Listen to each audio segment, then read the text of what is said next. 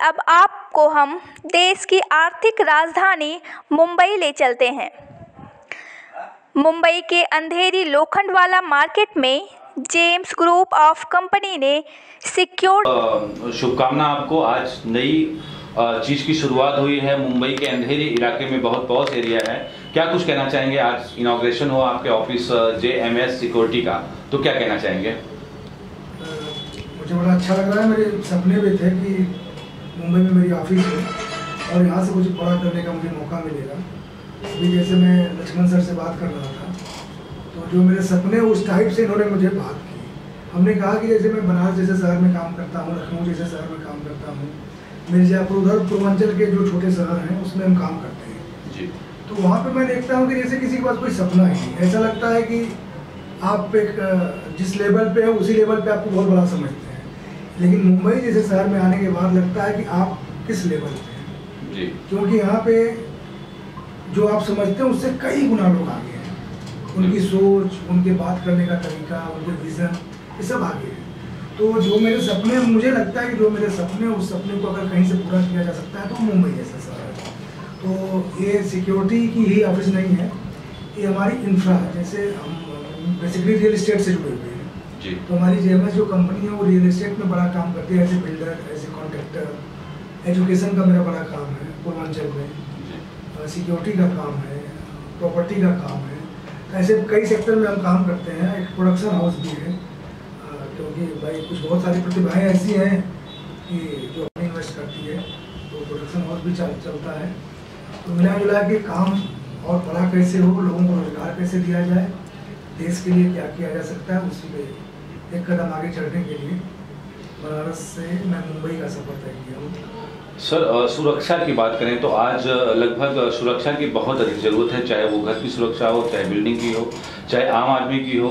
लोग बाउंसर लेके और सिक्योरिटी गार्ड्स लेके चलना पसंद करते हैं। तो क्या कुछ तैयारियां हैं, क्या कुछ नया मिलेगा मुंबई शहर को JMS की तरफ से?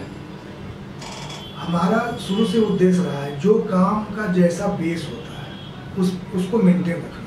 सुरक्षा मतलब कोई भी व्यक्ति अगर सिक्योरिटी अपनी लगा रहा है, चाहे प्रॉपर्टी के लिए चाहे खुद की, तो अगर हमारा सिक्योरिटी गार्ड प्रॉपर नहीं है तो इसका मतलब अपने बेस से खिलवाड़ कर रहे हैं।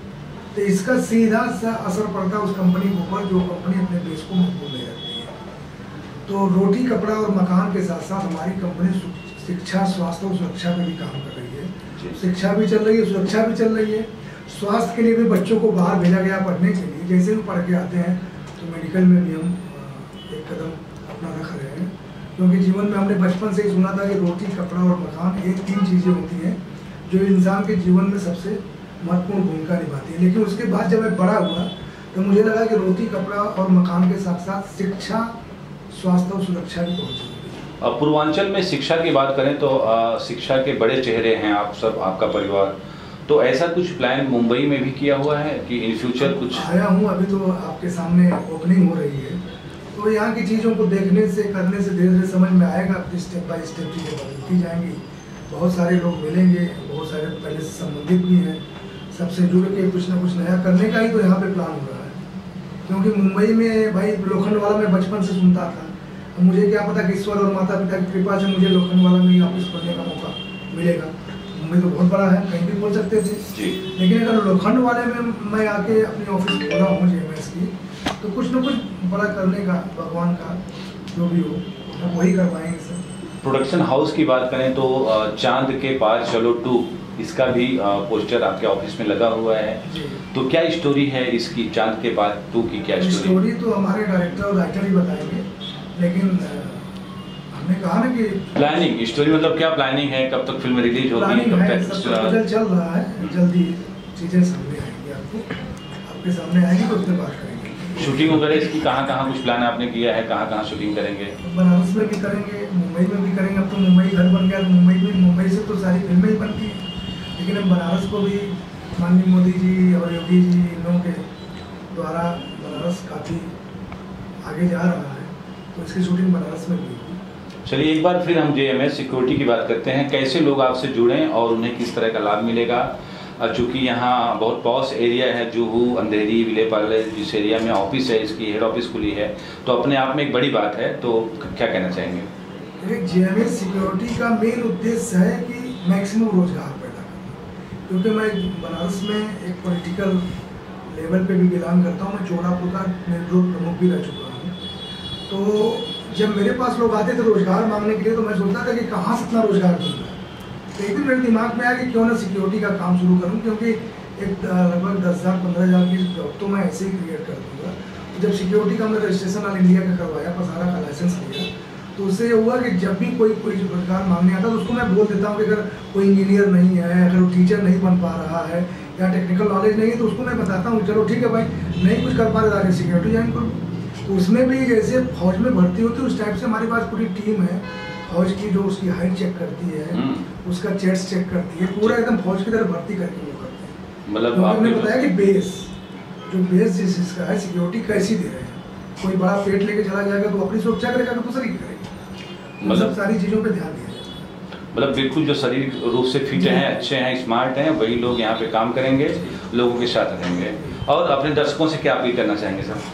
अब मैं मुंबई वालों से और दर्शकों से यही अपील करना चाहता हूँ कि आपका एक छोटा भाई एक बड़े सपने के साथ मुंबई में एक ऑफिस डाला है, और आप सभी का आशीर्वाद मेरे साथ रहे, मेरे ऊपर रहे, और माता पिता की कृपा से ये मुझे भरोसा है कि बहुत बड़ा ही करूँगा। बहुत बहुत धन्यवाद। सर बात करें राजनीतिक जीवन की, तो कैसा सफर आपका रहा? 2 बार प्रमुख आप निर्विरोध रहे, यह अपने आप में अनूठी बात है। जबकि राजनीति उत्तर प्रदेश में बहुत बढ़ चढ़ के है, वर्चस्व की लड़ाई लोग लड़ रहे हैं, तो क्या कहना चाहिए, कैसा आपका अनुभव रहा आपके सफर का? ये राजनीति तो बहुत अच्छी है, क्योंकि राजनीति ऐसी चीज़ें हैं जिससे समाज बदला जा सकता है, लेकिन राजनीति का जो उद्देश्य उससे लोग भटक चुके हैं। हमारी जनता, जहाँ से मैं प्रमुख रहा हूँ चोड़ापुर से, मैं 3 चुनाव लड़ा था, तीनों का तीनों निर्विरोध, मैं बीडीसी भी निर्विरोध हुआ, प्रमुख निर्विरोध हुआ, अब बनारस के प्रमुखों का अध्यक्ष भी निर्विरोध हुआ। तो लोगों ने इतना मुझे प्रेम दिया कि हमने जैसे ही कदम रखा राजनीति में, और हमारे सारे पद निर्विरोध हो गए। परिचय जानना चाहूँगा, और आज जेएमएस के ऑफिस की ओपनिंग अंधेरी के लोखंड वाला इलाके में रही, क्या कुछ कहना चाहेंगे, क्या शुभकामनाएं होंगी एमडी सुभाष जी के लिए? जी, मेरा नाम लक्ष्मण कुमार है और पेशे से मैं इन्वेस्टमेंट बैंकिंग एडवाइजरी सर्विसेज में हूँ, और पिछले 38 साल से मैं काफ़ी इंडस्ट्रीज़ के लिए फंड्स रेज करता रहा हूँ। आज जेएमएस सुभाष जी को बहुत बहुत मुबारकबाद देता हूँ। जितना मेरा इंटरेक्शन हुआ है सुभाष जी के साथ, मुझे लगता है कि इनकी सोच बहुत ऊंची है। परिचय जानना चाहूँगा, और आज जेएमएस के ऑफिस की ओपनिंग अंधेरी के लोखंड वाला इलाके में रही, क्या कुछ कहना चाहेंगे, क्या शुभकामनाएं होंगी एमडी सुभाष जी के लिए? जी, मेरा नाम लक्ष्मण कुमार है और पेशे से मैं इन्वेस्टमेंट बैंकिंग एडवाइजरी सर्विसेज में हूँ, और पिछले 38 साल से मैं काफ़ी इंडस्ट्रीज़ के लिए फंड्स रेज करता रहा हूँ। आज जेएमएस सुभाष जी को बहुत बहुत मुबारकबाद देता हूँ। जितना मेरा इंटरेक्शन हुआ है सुभाष जी के साथ, मुझे लगता है कि इनकी सोच बहुत ऊंची है, इसको इम्प्लीमेंट करने के लिए वो मैं इनको देता रहूँगा। तो एक बार फिर से मैं इनको मुबारकबाद देता हूँ और उम्मीद करता हूँ कि जेएमएस ग्रुप बहुत आगे जाएगा। आप क्या शुभकामनाएं देंगे? सुभाष सर, सालों से जुड़ा हूँ, आपके ऑफिस में कार्यरत था। मैं एक बिजनेस डेवलपमेंट मैनेजर हूँ, मैं टाटा प्रोजेक्ट में फ़िलहाल जॉब करता हूँ, और एक उच्च कोटि का जो एजुकेशन जो प्रोस्पेक्ट है आपका, तो काफ़ी सारा बिजनेस है, ग्रुप ऑफ जेएमएस जिसको आप कह सकते हैं। डिफरेंट काइंड ऑफ बिजनेस आप करते हैं, कई सारे फील्डों में करते हैं।